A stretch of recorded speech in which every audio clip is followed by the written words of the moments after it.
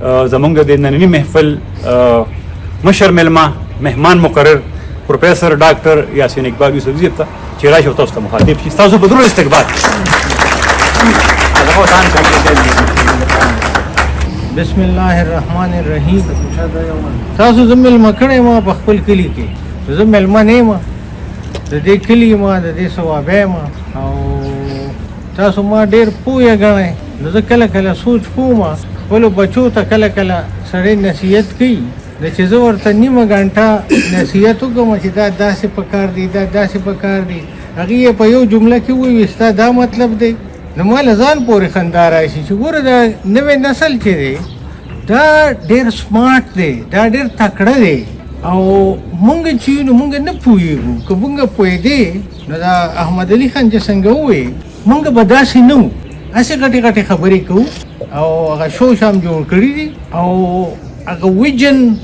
او هغه تاریخ چې کم دی هره له خدای پاک ډېر لوی را کړی دی زه چې برطانیه کې کله وم نو زمونږ یو ډایرکټر و د هغه سنټر د الکترون مایکروسکوپي نو هغه ماته وایي چې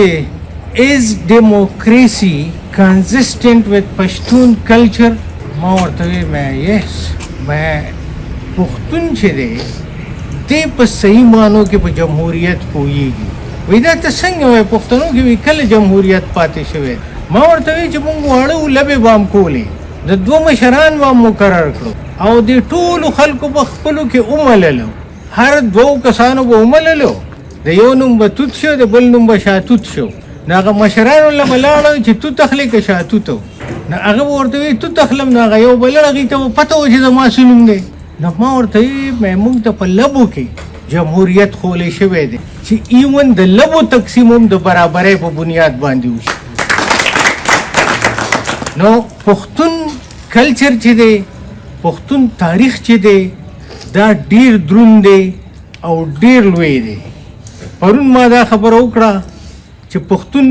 په لومړي ځل باندې انساني تاریخ کې د رګویدنه خلک کوټ کوي او هغه د داریوس باچا سره چې کوم جګړه کې 12 قبیلې وي هغې کې یوه د پښتنو وه او د اسونو او د هتیانو لښکرې به دي ساتلې او په جنګونو کې به هغه چارج هم دي سره و دا د کروما ویلي ذکر چې راځي دا کورما خلک وایي چې دا او دغلته د توري او بنګش قبیلې دي تر اوسه پورې دغلته آبادي دي نو د پښتون بل جمهوریت چې دی برابري په نرانو کې کېدی شي چې یو کمزوري او بل زوروري هغې کې برابري نه کېږي نو دا د پښتون کوالټي وه علامه اقبال چې د یورپ د جمهوریت نه کومه ګیله کوي او اوس هم د یورپ د جمهوریت خلک وایي چې دا د ټولو نه بیکاره نظام دی په دې کې لس خره چې دي